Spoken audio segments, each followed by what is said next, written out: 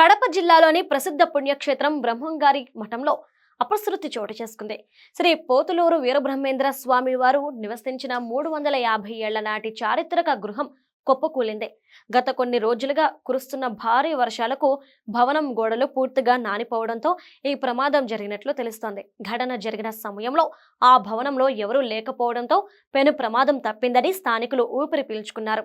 విషయం తెలుసుకున్న పూర్వ మఠాధిపతి కుమారులు వెంకటాద్రి స్వామి, వీరంభట్లయ్య స్వామి, దత్తాత్రేయ స్వామి ఘటనా స్థలానికి చేరుకుని కూలిపోయిన భవనాన్ని పరిశీలించారు. ఈ సందర్భంగా వారు మాట్లాడుతూ ఈ మిద్దె అత్యంత పురాతనమైనదని, చారిత్రక ప్రాధాన్యం ఉన్నదని తెలిపారు. వరుస వర్షాల కారణంగా భవనం బలహీనపడి ఒకవైపుగా కూలిపోయిందని వివరించారు.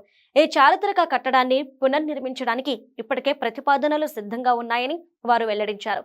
వీలైనంత త్వరగా పునర్నిర్మాణ పనులను ప్రారంభిస్తామని స్పష్టం చేశారు. మరోవైపు ఈ ఘటన పట్ల భక్తులు ఆందోళన వ్యక్తం చేస్తున్నారు. కాగా తాజాగా ఈ ఘటనపై మంత్రి నారా లోకేష్ స్పందించారు.